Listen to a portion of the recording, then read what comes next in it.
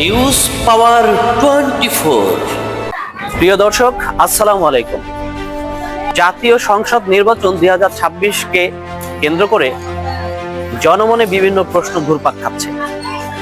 আমরা বর্তমানে যারা জাতীয় সংসদ নির্বাচন করবে তাদের পক্ষ থেকে জনগণ কোন কোন দলকে সাপোর্ট করছে এবং কোন দল বিএনপি, জামাত, এনসিপি বা অন্যান্য যে দলগুলো আছে তারা বর্তমান জাতীয় সংসদ নির্বাচনে এগিয়ে আছে, আমরা জানবো কয়েকজনকে প্রশ্ন করে কে কোন দল সাপোর্ট করছে। চলুন যাই।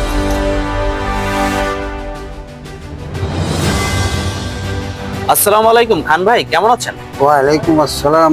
হ্যাঁ, ভালো আছি ভাই। আপনি ভালো আছেন? জি খান ভাই, আগামী জাতীয় সংসদ নির্বাচন 2026-কে কেন্দ্র করে বর্তমানে আপনি কোন দলকে দেখছেন যে সামনের নির্বাচনে এগিয়ে আছে বা তারা সরকার গঠন করবে বলে আপনার মনে হয়?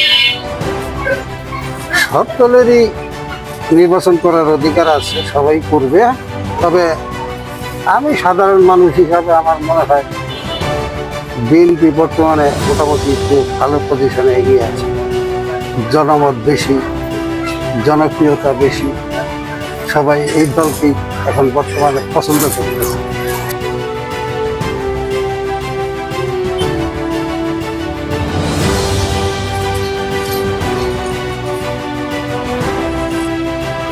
আসসালামু আলাইকুম ভাই, কেমন আছেন? এই তো আছে আলহামদুলিল্লাহ। আগামী জাতীয় সংসদ নির্বাচনকে কেন্দ্র করে যে প্রধান দুটি দল জামাত ও বিএনপি তারা তো অংশগ্রহণ করছে, আপনার মনে হয় কোন দলকে আপনি এগিয়ে রাখছেন?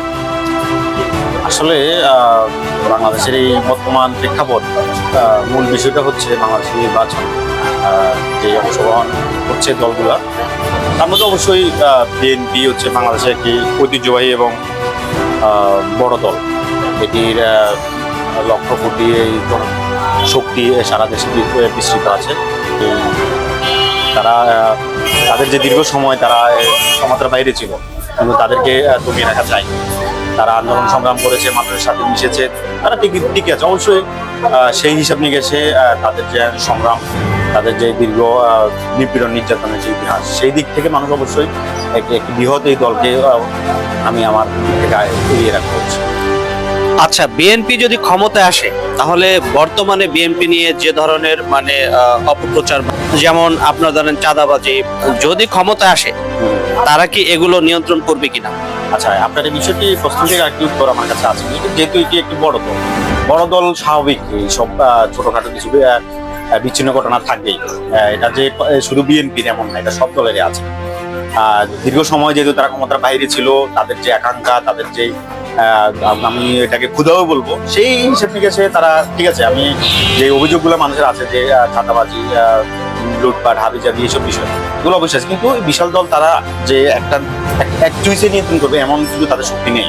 ঠিক আছে, সেই ক্ষেত্রে তারা অবশ্যই তারা ক্ষমতায় এলে তাদের যে এখন তো তাদের কোনো ধরনের নেতৃত্ব নেই, তখন হচ্ছে একটা নির্দিষ্ট নেতৃত্ব আসবে।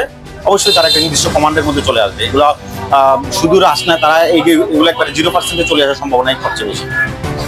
জামাতকেও কিন্তু আপনি একভাবে ফেলে দিতে পারেন না, তারাও কিন্তু আপনাদের বৃহৎ একটা প্রতিনিধি দল।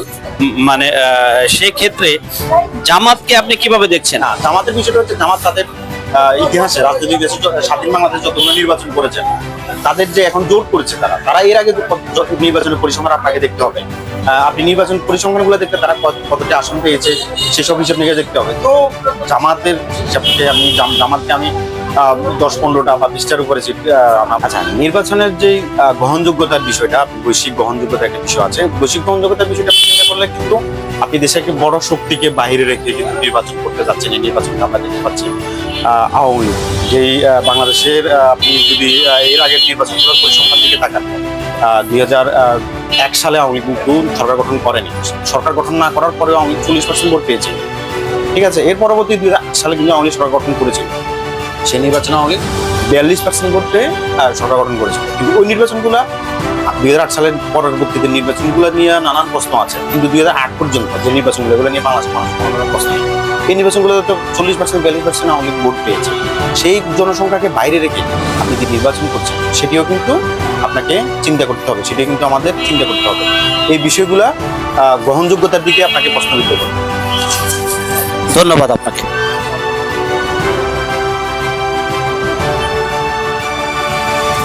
আগামী জাতীয় নির্বাচন 2026-এ কোন দল এগিয়ে আছে আমরা অনেকেরই মতামত নিয়েছি।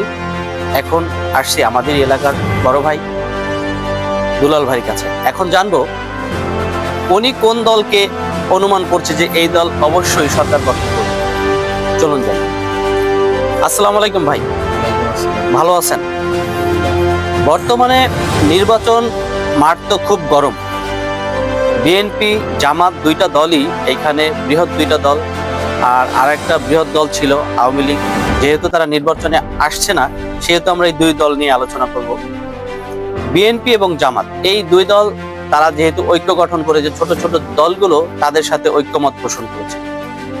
এখন আপনার মনে হয় যে কোন দল সরকার গঠন করতে পারে বলে আপনার ধারণা?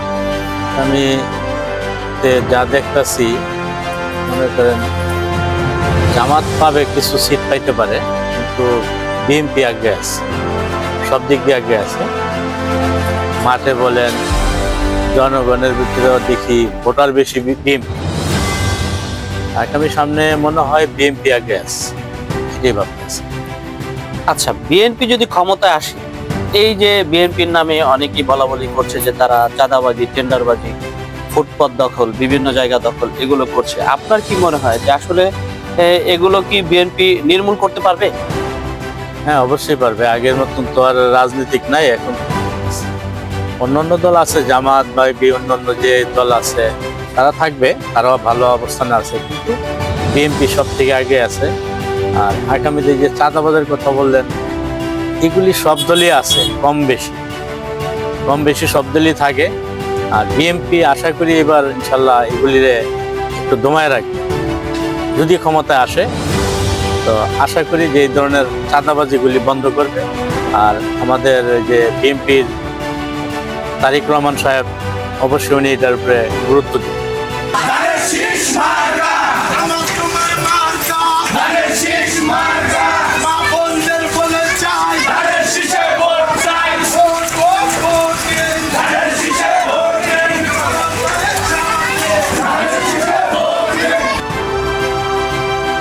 আমরা জাতীয় সংসদ নির্বাচন সম্পর্কে অনেকের মতামত নিলাম এবং সেই মতামতের পরিপ্রেক্ষিতে প্রতিলক্ষিত হলো যে বাংলাদেশে বৃহত্তর তিনটি দল, বিএনপি, জামাত ও আওয়ামী লীগ। যেহেতু আওয়ামী লীগ বর্তমানে তারা নির্বাচন করতে পারবে না এবং তাদের কার্যক্রম ওভাবে পরিলক্ষিত হচ্ছে না, সেহেতু তাদের বাদ দিয়ে বললাম বৃহত্তর দুইটি দল, বিএনপি এবং জামাত। এই দুই দল সম্পর্কে অনেকেই মতামত দিয়েছেন যে কেউ বিএনপি ভালো করবে, বিএনপি সরকার গঠন করবে, আবার ভিন্ন মত পোষণ করছে জামাত সরকার গঠন করতে পারে। আমার একটা কথা কি, বিএনপি, জামাত বা যে কোনো দল আমি বুঝি না।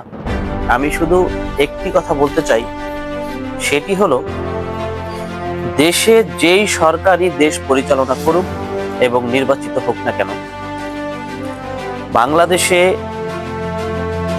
সন্ত্রাস, দুর্নীতি, চাঁদাবাজি, নারী নির্যাতন, শিশু নির্যাতন সমস্ত কিছু বন্ধে যে ভূমিকা রাখবে, যে দেশের সার্বিক উন্নয়ন করবে, যে দেশের নিজের দল কে করে না করে না দেখে সার্বিক বিবেচনায় ভূমিকা রাখবে, আইনের সঠিক ব্যবহার হবে, এমন একটি রাষ্ট্রনায়ক চাই, এমন একজনকে চাই যে রাষ্ট্রে সুবিচার প্রতিষ্ঠা করবে।